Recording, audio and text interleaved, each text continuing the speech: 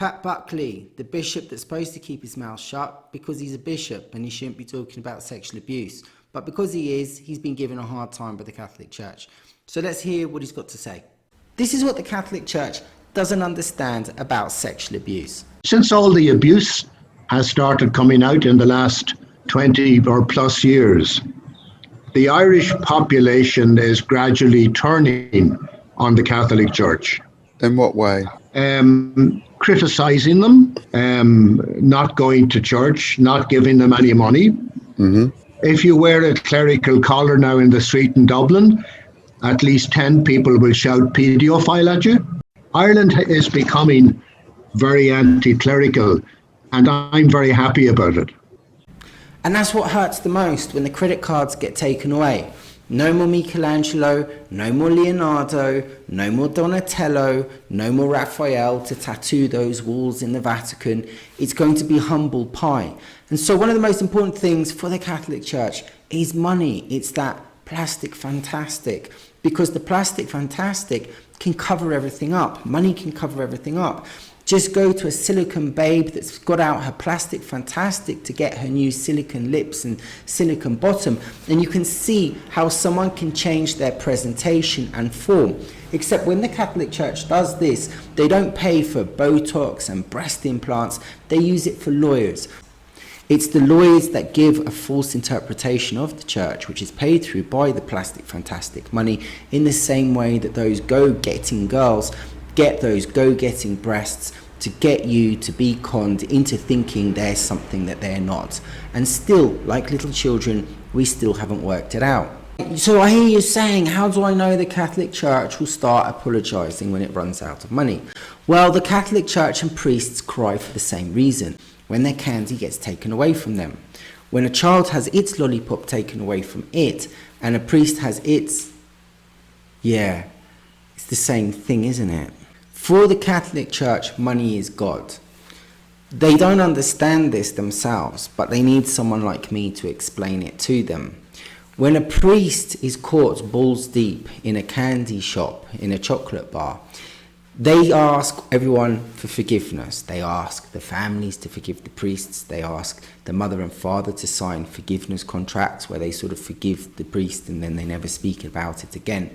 And then the church sets up little communities to forgive all the things that it's done wrong. But when a victim comes to sue the church, suddenly forgiveness goes out of the window and lawyers come inside. And so what you understand, what you see, is that the lawyers are always there behind the scenes. They just need to get the lawyers out when people don't want to forgive. So a forgiveness is actually the church not having to pay out money. Forgiveness is actually saving money. It's when the church doesn't have to pay any money. So forgiveness is basically spiritual gooey-wooey words which hide paedophiles that are backed by lawyers. I'm just noticing a little tinge of sadness that I'm feeling for the clergy who had nothing to do with all that. Andrew makes a really good point about the clergy. Not everyone is at fault, but Buckley comes back with a really good answer. Yeah, well, I think it's a bit like the situation in Germany after the Second World War. Most of the Germans were Nazis, Right. but they didn't speak out. And sometimes they helped to cover up. Yeah.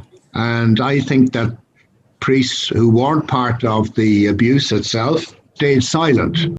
And I want to bring your attention to a German pastor that lived during the Second World War, and he was murdered or killed by the Nazis, having himself been a part of the Nazi regime and having himself been responsible for the imprisonment of loads of people. When he died, they found in his pocket a poem, and this is the poem. First they came for the socialists, and I did not speak out because I was not a socialist. Then they came for the trade unionists, and I didn't speak out because I was not a trade unionist. Then they came for the Jews, and I did not speak out because I was not a Jew. Then they came for me, and there was no one there to speak for me. When the clergy have all kept their mouths shut, they have actually done something. It's not that they haven't done anything, they have done something. They've allowed sexual abuse to continue. Not doing something is something. And this is the point which the bishop is trying to get. into the people.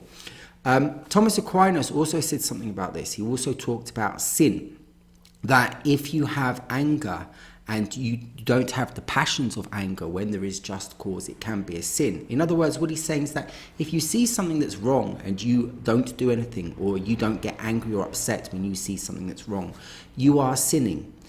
And the clergy are the main people responsible for the paedophilia. A paedophile can't help what a paedophile does. You can't blame a cat for eating a mouse. You can't blame a paedophile for loving children. But if there are people around that know that this person is ill and that is what he's doing, and they turn a blind eye and they allow the perpetuation of these things to occur, then those silent people are the people to blame. And it's in my personal view that the worst people are the people that kept quiet, are the people that covered up, are the people that said nothing. And in life, we all have these spiritual tests. The priesthood is supposed to be there for your spirituality. And in life, everyday life, you have little tests.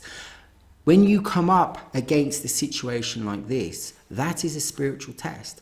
Not taking the spiritual test on is a failure of that spiritual test, and becoming or relying on the religious rules or your masters or teachers or the authority above you to tell you what to do when it's against God is again you failing to understand what spirituality is.